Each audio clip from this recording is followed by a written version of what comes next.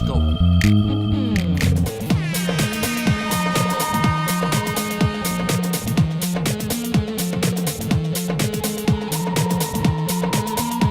This is the Spike Rebel music experience.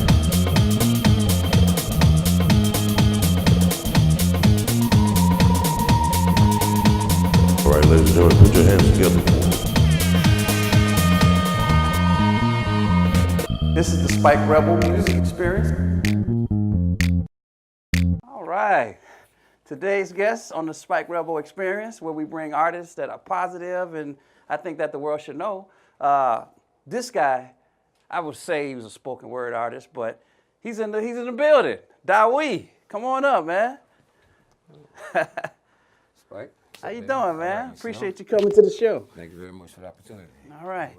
Well, I was painting the start of a sensual woman, you know, if you could see it within the painting. But you have a lot of pieces like that. Yeah. About the beautiful black woman. With words. Yeah. Paint with words. So what's your name? I know your name, but the My world name don't is know your Dawi name. Opara. And that's... It's funny, back in 67, 68, when we were becoming like conscious of who we were, I wanted to change my name. So I took which was originally was Dave Wilkes Jr. Okay. So I took the D-A out of Dave, the W-I out of Wilkes, Dawi. put it together, Dawi, which still means Dave.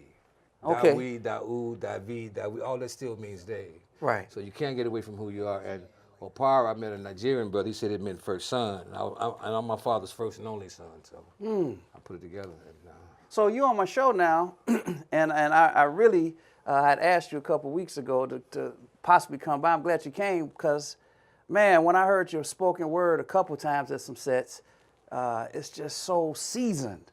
What is that from? Your experiences? 30, 40 years of writing. Wow.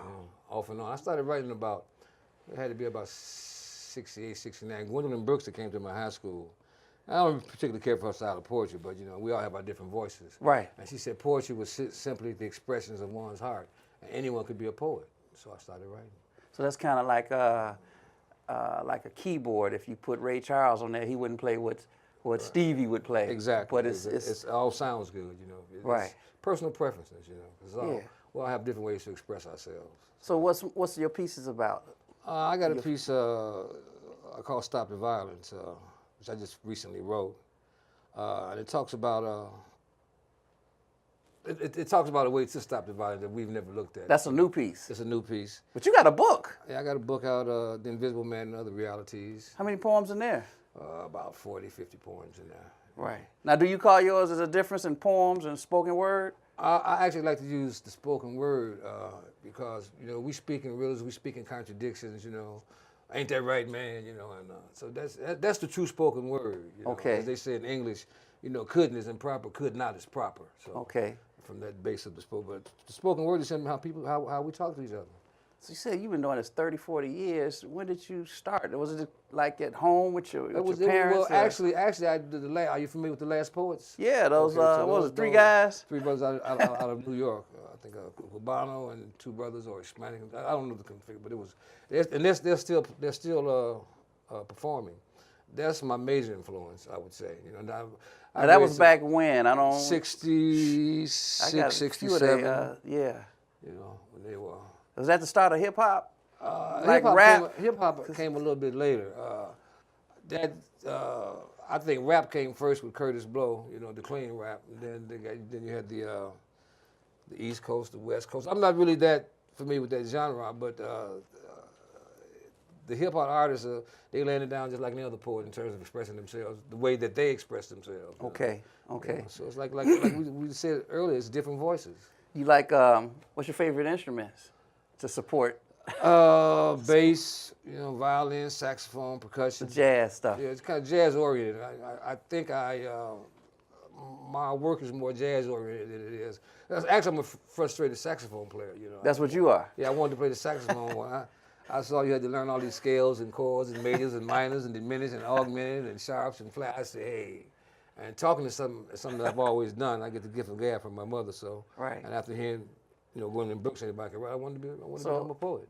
I saw some people leave one of your shows pissed off. Yeah, well, that's what the truth make you feel. You know? Yeah. I had one friend say he would never go to a setting with me because he wouldn't have the Klan chasing him home. So I try to speak from my experiences and what I know, and that's the only way I can write. That's my voice, you know, what I've experienced. So where have you traveled with your? Not really a lot, you know, due to other problems in my life and things and setbacks and whatnot. But I've basically I'm like Chicago really, basically. Right here. I'm trying to at this stage in my life gain some notoriety, you know, and.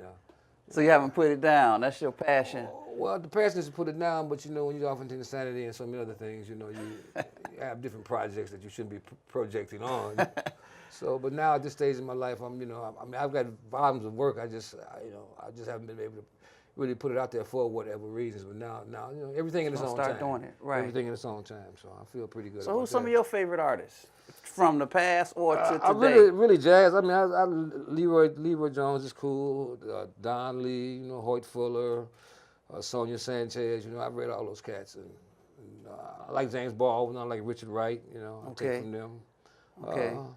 But my favorite artists are actually jazz musicians. You know, I'm a big proponent of the old school. You know? Okay. Not none of this soft jazz, for lack of better words. Okay. Because I could call it something else. That would be like Kenny G. Kenny, and it's truly amazing. I talk to some brothers and sisters, and I say, "You like jazz?" "Yeah, man, I like jazz." I say, "Well, who did you like?" "Kenny G." And I'm through with the conversation. Okay. So I'm really, I think jazz's most creative period was from its inception at the turn of the century till about 1975. This new music or this elevated, so it has no creativity. I mean, for me. Right. You know, a lot of people love it. Right. That's deep. Kenny G making money, more money I'm ever gonna make. You know. Right. So, you know, so are you in it for the money? Which I'm pretty sure that you. I'd like everybody like to get paid. Everybody like to get laid. So yeah, I'm in it for the money, but money is not. You know, I don't have to. At this stage in my life, I don't have to sell out. Right. I can say what I want to say and do what I want to do. Who cares? I'm gonna leave the planet in a few years anyway. You know what I'm saying? 30, 40 years. So you cool with doing a couple pieces for us? Yeah, I do a couple new pieces, and I'll do the one about the violence, and I'm doing one on love, the greatest force in the universe, and one for the sisters called the Rainbow Coalition. And we ain't talking about Jesse Jackson neither. You know, so, so there you have it, you all. This is Dawi, and let's go to the other set, man. Yeah, okay, let's walk over there. Let's do this. Y'all stay. Dawi. I'm not gonna say the mad poet, the great poet. The mad poet. Coming up. This first piece is called "Stop the Violence," and it was written in homage to Shamaya Adams. So.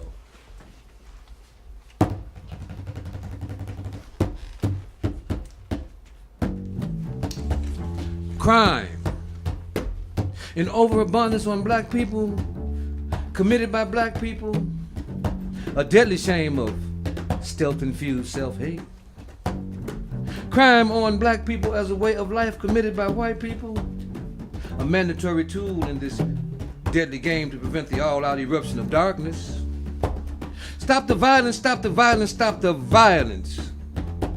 Repetitive echoes, resonating rhythms of protests, slogans, marches, banners, posters, t-shirts, concert rallies, sit-ins, stand-in, drive-in, boycotts, and a slew of non-violent movements to stop the violence. Stop the violence, stop the violence, stop the violence. As violence begets more violence, it also brings about a change for better or worse. You see, he who controls the violence controls the people who are subjected to the violence. Stop the violence, stop the violence, stop the violence, stop the violence. All out physical bang bang, a takeover, viva la revolution. Remember the brothers in the 30s through the mid-70s who spit the fire of truth that ignited black youth into fringes of percussive riots of rebellion? I'm black and I'm proud, and we ain't gonna take this shit no more. Yeah, they killed them off, brought them off. Others became politicians. Others went to work for corporate America. Others gave up as the rest faded into oblivion, becoming footnotes of rebellion. Black folk, you cut off the head, there is no Hydra. This is the unspoken but seen reality that if you think and step outside the box of control, you subtly and simply become expendable. Stop the violence, stop the violence, stop the violence. We have been conditioned to commit crimes against self-kind for less time served. Kill a brother, cop a plea. I'll be home in no time so I can kill me some more brothers. Kill a white boy. Plea or no plea, my black ass may never see daylight again. And that kind of mentality, a staple in the arsenal of self-destructive black on black crime. And white folk, they love that shit. And when the violence hit the fans, missing defiance everywhere. With violence out of control, the talk show circuit comes alive. Securing the so-called black leaders of the day to discuss this volatile issue that runs in the hood as free as the wind. In interviews, they eloquently expound on the rippling effects of generations of premeditated genocide and racism. Generations of inhumaneness, economic sanctions, a white God or white Christ, destruction of the beauty of blackness, miseducated educators, drilling the righteousness of whiteness, hiding the truth of the greatness of black history. These so-called leaders speak volumes of the treachery, deceit, and all that was negative imposed upon the souls of blackness. I mean, these brothers be on a roll as they offer solutions to help stop the violence. And then they throw us that curveball, telling us to go home, calm down, don't make things any worse. Look at how far we have come. But you see, black folk gotta learn to love that beautiful nappy hair. Because no matter how much you flat iron, hot comb, hair relax, weave, extensions, your still hair gonna be black and nappy. You can't beat the nap. You gotta learn to love all the blackness that defines you. You gotta learn to love that special something in you that makes you unique and the most copied human being on the planet. That should tell you something. That should tell you something. That should tell you something about the power of blackness. So spread the love. So spread the love, nurturing love into a virus, infecting all who believe in the power of self-love, to self-kind, to become one love. And then there will be no need for a chance of stop the violence. For love truly conquers all. Thank you.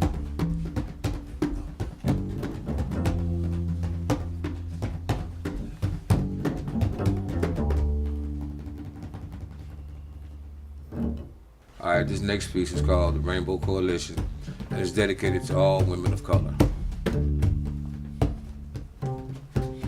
Black women, fibers of light, brilliant, blinding, at times subduing. A rainbow of hues, from high yellow to ultra high yellow to damn near white, dipping into the multi-shades of blackness. You know, chocolate, caramel, tan, paperback brown, chestnut brown, doo-doo brown, red bone brown, cocoa brown, and all its variables. And finally, embracing the ultimate, that shining, shimmering, jet black, beyond blue black. Yeah. Black women, these are true flowers of the earth. Rich, black, sweet, juicy, fragrant petals of aroma, instilling the raw essence of inborn resistance. A natural repellent offsetting this onslaught of genocide, this sleight of hands assimilation. And the greatest of European genocidal thinkers, they wonder, they ponder, how do they survive? The coalition, baby, the Rainbow Coalition.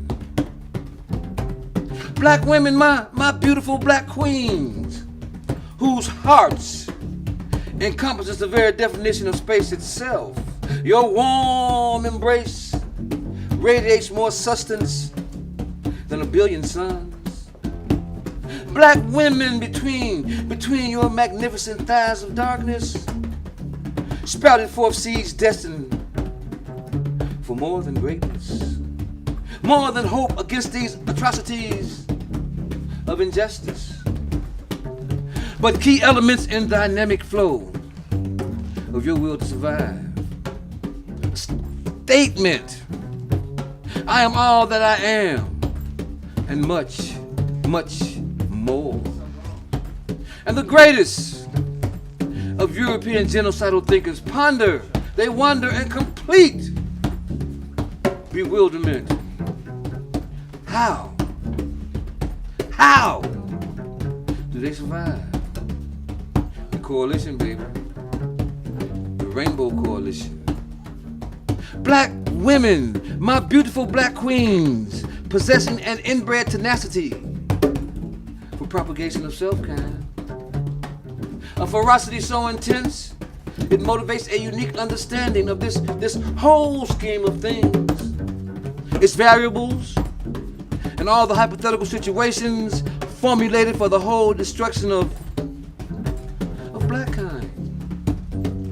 But due to you, my black queens, not only do we survive, we thrive, we multiply.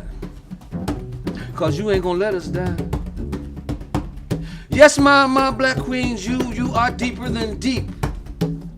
A stunning, intricate work of reality, a jewel so highly polished, its sole purpose of reflection, to mirror herself into a continuum. Prophecy you deem to be fulfilled and not denied. So let those thinkers think, shout, scream, foam at the mouth, grind their brains until they become insane. 'Cause they ain't gonna never, ever understand the mysteries of the coalition. Mysteries as deep as the mysteries of life itself. And you know why? 'Cause it's the coalition, baby. The Rainbow Coalition.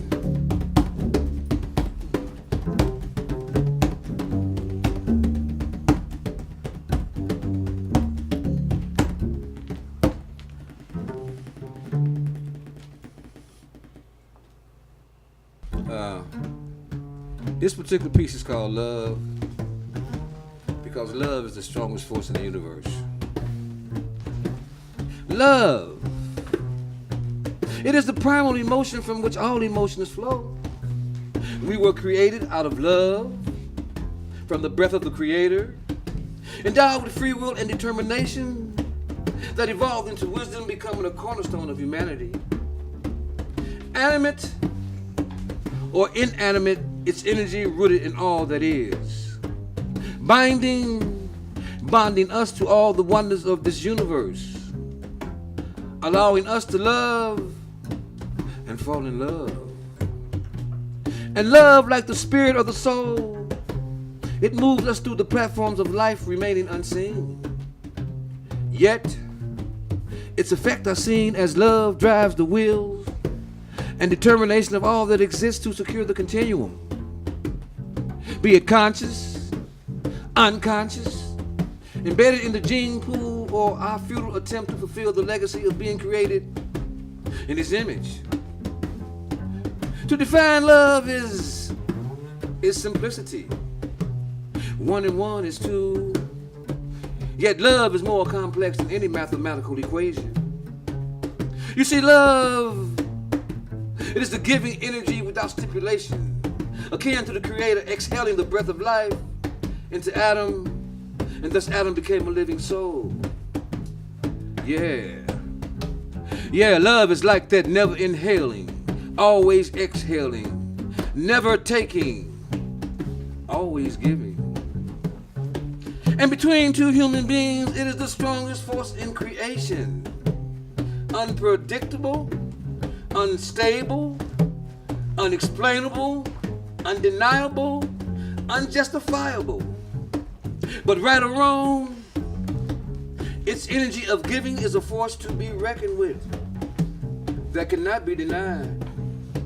You see, we humans take love to its infinite realities as it creates new neural pathways that define love and all its insanity. And when it touches the heart and soul, And when it touches the heart and soul, selfish or unselfish, it has no respect for the repercussions, as it defies the wisdom of the ages to possess a love that cannot be. You see, love that is not reciprocated is full of hopes and dreams of, you should feel for me what I feel for you.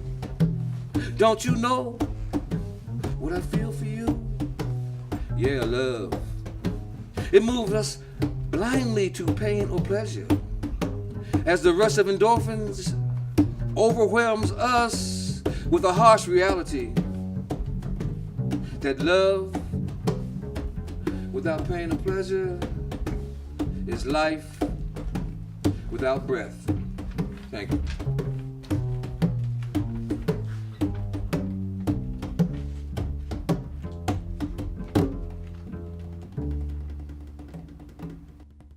That was perfect. So thanks, Dawi, for Pleasure, my pleasure. doing those three pieces. Okay.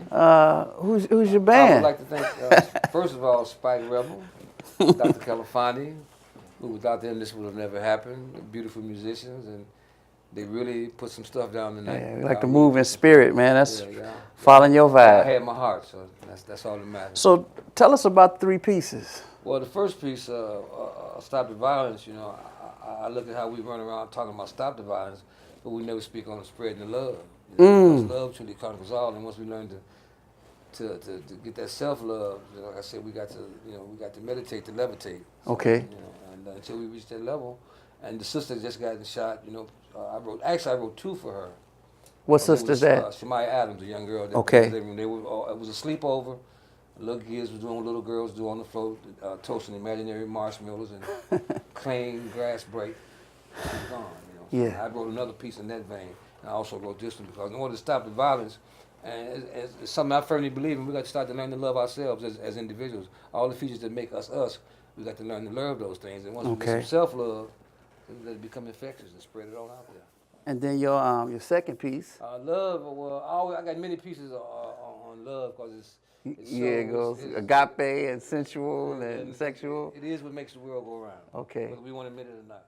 Sex, drugs, and rock and roll.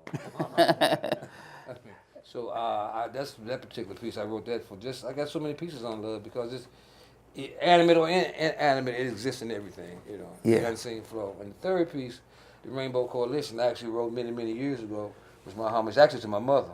Mm-hmm. Because, you know, the fallacy and it's also reality that the black woman does hold the structure together, and I learned everything I learned from my mother, you know. Okay. So that's how I wrote that particular piece, the Rainbow Coalition. Well, that's what kind of inspired this piece. We were talking about that. So real quick, I always have 15, 20 minutes between the sets to get a painting. So again, this is the Spike Rebel experience where the artist meets the other artist, you know?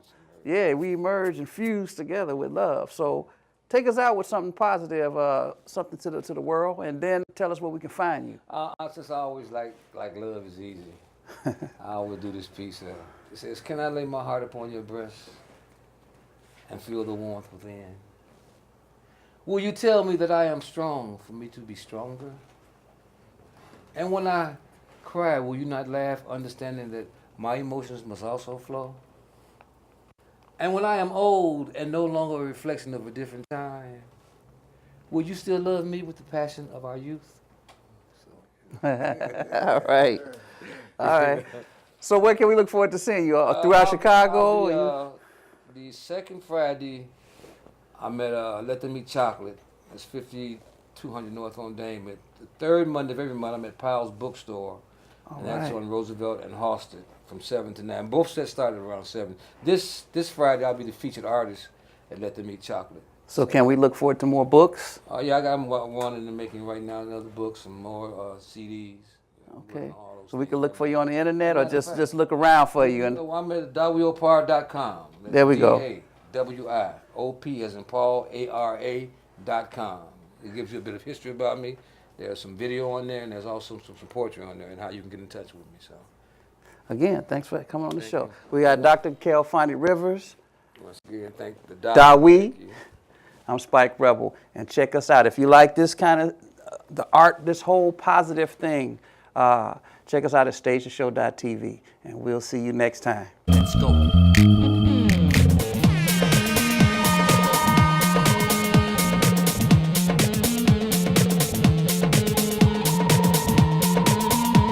This is the Spike Rebel Experience.